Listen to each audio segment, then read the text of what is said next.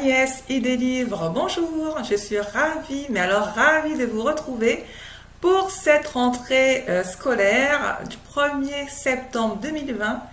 Nous sommes tous et toutes heureuses de rentrer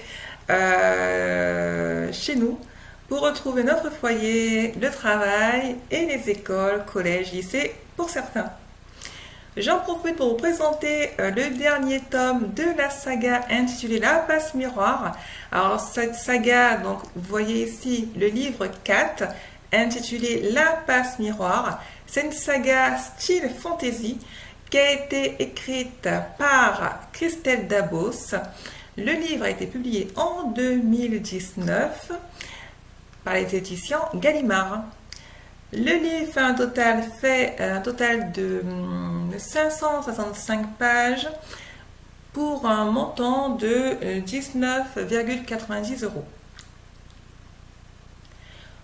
Pour ceux et celles qui désirent lire un peu moins sans perdre l'essentiel de l'histoire, retrouvez cette fabuleuse saga en format poche ou alors en version audio.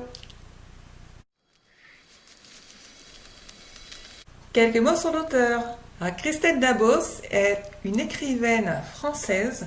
Elle est née en 1980 et elle se consacre à l'écriture de romans style fantasy.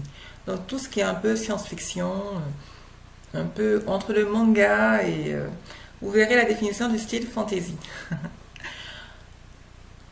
C'est en convalescence, atteinte d'un cancer de la mâchoire, que Christelle Dabos a commencé l'écriture de cette fabuleuse saga, La Passe Miroir.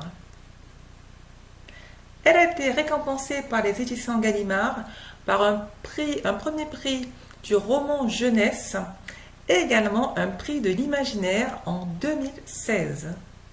Christelle Dabos est également administratrice d'une plateforme d'écriture appelée La Plume d'Argent. Je tiens cette information d'un site internet wikipedia.fr.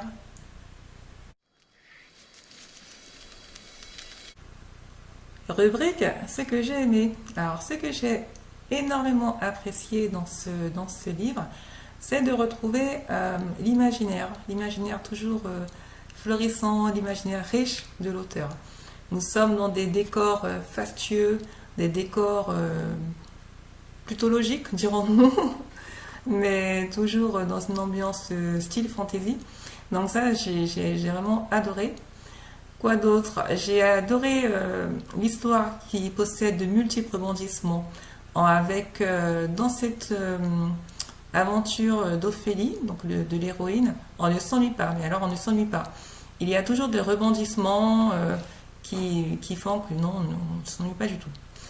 Alors dans ce volume, je tiens à signaler, on est dans un univers plutôt apocalyptique. Alors apocalyptique, dans la mesure où c'est la fin du monde.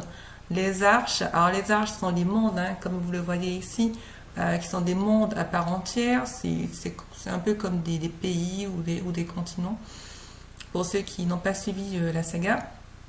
Mais on est vraiment dans des univers bien particuliers, avec des personnes qui sont particulières, etc., etc.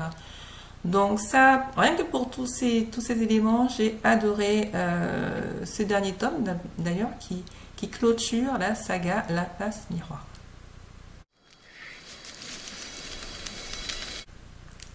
Voici la lecture d'un extrait, page 332, page 333.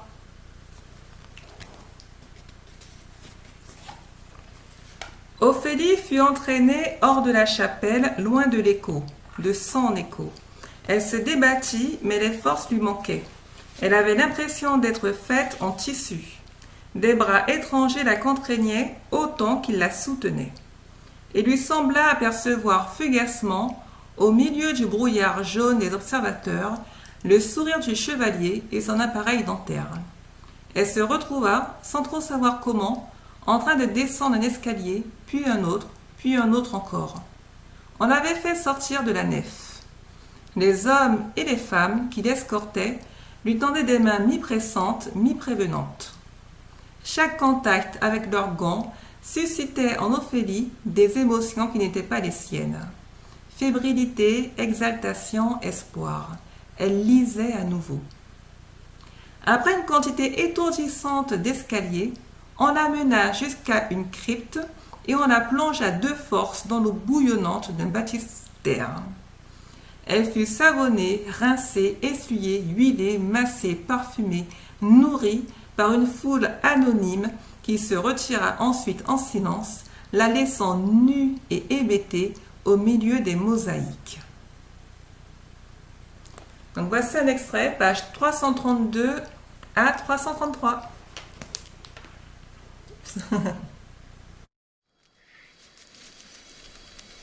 Agnès, il délivre le booktube, c'est terminé pour aujourd'hui.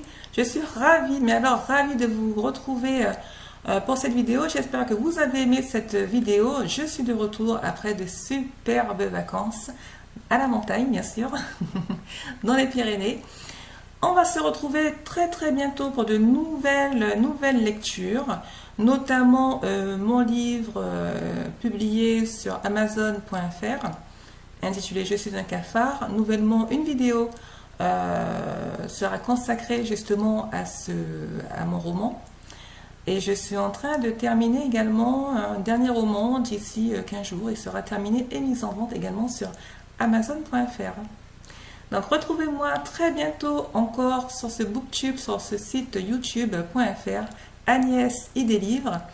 À très bientôt pour de nouvelles lectures ensemble.